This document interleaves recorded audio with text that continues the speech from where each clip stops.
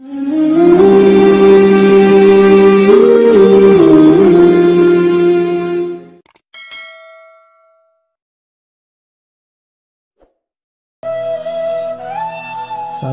warahmatullahi wabarakatuh.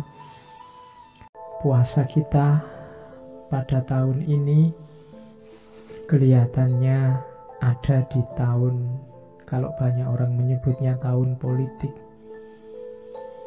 sehingga di tengah masyarakat terasa sekali perbedaan-perbedaan, terasa sekali tabrakan-tabrakan pandangan. Sebenarnya perbedaan dan tabrakan-tabrakan pandangan itu sesuatu yang manusiawi, wajar, karena setiap orang hidup dalam ruang dan waktunya sendiri-sendiri. Nabi juga dalam banyak hadis menyebut bahwa umat nanti akan berbeda. Umat Islam akan terpecah dari 73, itu perbedaan, hadis tentang perbedaan. Nabi juga bilang ikhtilafu ummati rahmat, perbedaan di kalangan umatku adalah rahmat. Itu juga menunjukkan bahwa berarti besok, berarti manusia itu memang pasti berbeda. Tidak mungkin semua orang punya pandangan sama dalam hal yang tertentu.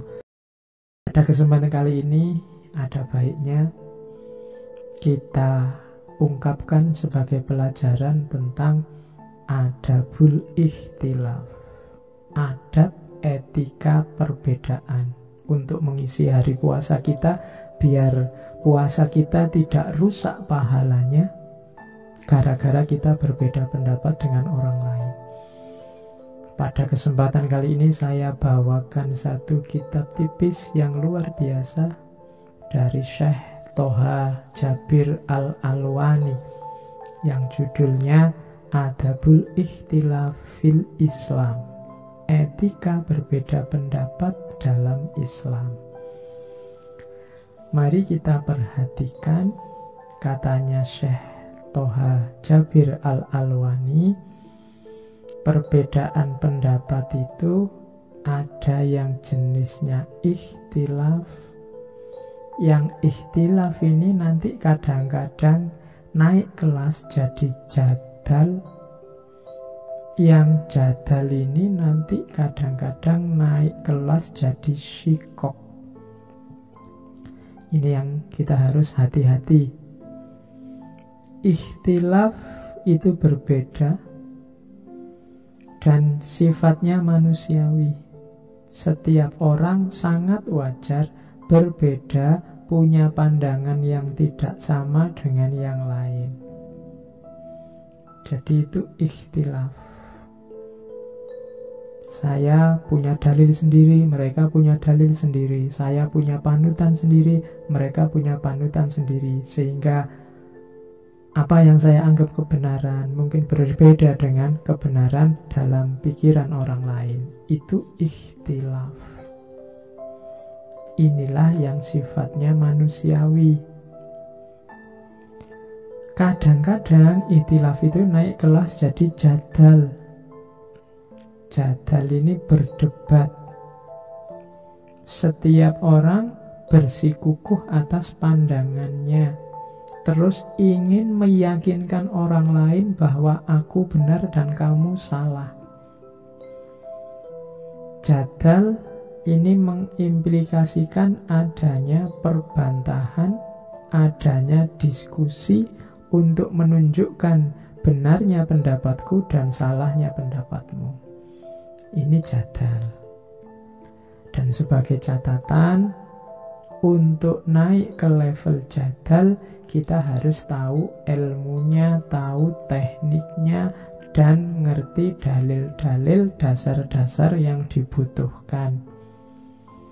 Berarti tidak boleh kita jadal dengan tanpa dasar, tanpa argumen, tanpa tahu metode dan adab jadal yang baik. Kalau memang kita tidak tahu, tidak ngerti dasarnya, tidak paham ilmunya, lebih baik tidak masuk ke ranah jadal. ikhtilaf tidak masalah, karena setiap orang punya keyakinan sendiri-sendiri. Mereka yang masuk ke ranah jadal harus orang-orang yang kuat, punya argumen, punya dasar. Jadal masih tidak masalah kalau dilakukan secara bertanggung jawab dan beretika. Jadal yang tidak sehat bisa naik kelas ke level ketiga, level syikok. Syikok ini diskusi yang keras, yang kasar, yang sifatnya hanya nyari benarnya sendiri. Tidak lagi saling memahami, saling ngasih masukan, tapi saling mengklaim, menunjukkan pasti benarnya diriku dan pasti salahnya dirimu. Itu syikok. Syikok lahirnya pasti konflik. Kalau jadal, orang bisa melahirkan tafahum, saling memahami, bisa paling tidak saling memaklumi. Tapi kalau dalam syikok, yang lahir hanya konflik. Maka sahabat Yunisia, kita ikhtilaf tidak masalah. Kalau punya kemampuan, monggo masuk ke ranah jadal. Tapi semoga kita tidak masuk ke syikok. Hari ini kalau kita perhatikan di medsos-medsos, itu yang terjadi adalah orang yang tidak punya kapasitas jadal masuk ke ranah jadal, sehingga akhirnya yang lahir hanya syikok. Pasti konflik, nambah masalah, tidak menyelesaikan masalah yang lama, justru nambah masalah yang baru. Jadi pertama-tama Syekh Toha Jabir Alwani dalam Adabul Ikhtilaf menunjukkan ada beda antara ikhtilaf, jadal, dan syikok. Selanjutnya Syekh Jabir mengingatkan juga ikhtilaf itu biasa, cuma ada beberapa catatan sebelum kita menegaskan perbedaan atau menunjukkan bahwa aku berbeda dengan orang lain. Yang pertama, katanya Syekh Jabir, ayo kita berusaha untuk ditelaah ulang sehingga tidak terjadi perbedaan. Jadi tidak ujuk-ujuk, pokoknya aku beda. Siapa tahu sebenarnya kita itu sama, cuma selama ini agak salah paham saja. Jadi sebelum kita tegaskan bahwa kita berbeda, ada baiknya kita telusuri lagi apa ya kita dan saudara kita itu berbeda. Jangan-jangan sebenarnya dasar pandangannya sama, cuma cara mengimplementasikannya saja yang berbeda. Jadi pertama kita harus berusaha untuk tidak terjadi perbedaan. Kesatuan jauh lebih baik daripada perbedaan. Harusnya begitu. Meskipun kalau memang iya kita berbeda, ya tidak masalah. Tapi tidak ujuk-ujuk kita klaim saya berbeda dengan kamu. Kemudian yang kedua katanya Syekh Jabir, berbeda bukan berarti berpisah. Berbeda bukan berarti tidak bersaudara. Berbeda bukan berarti kita saling berlawanan. Jadi dalam banyak hadis Rasulullah menekankan sesama muslim itu bersaudara. Sesama muslim itu kalbunyan yasuddu ba'duhum ba'dun. Kita ini seperti bangunan yang saling menguatkan. Bangunan itu ya komponennya memang beda-beda. Ada batanya, ada semennya, ada pasirnya. Ini kan beda-beda. Dan saling menguatkan, jadi bangunan yang indah. Ada tiangnya, ada gentengnya, ada pintunya, ada temboknya. Saling mendukung, saling menguatkan. Kalau semuanya genteng atau semuanya tembok, tidak jadi rumah yang indah. Jadi semuanya masih saudara meskipun berbeda. Itu yang kedua dari Syekh Jabir. Yang ketiga, hati-hati meskipun kita yakin perbedaan itu sunnatullah manusiawi, ada hal-hal yang sifatnya fundamental seperti keislaman dasar, keimanan dasar, ini kita tidak boleh berbeda. Sama sekali tidak boleh kita saling berbeda atau ada yang nolak, ada yang menyelisihi.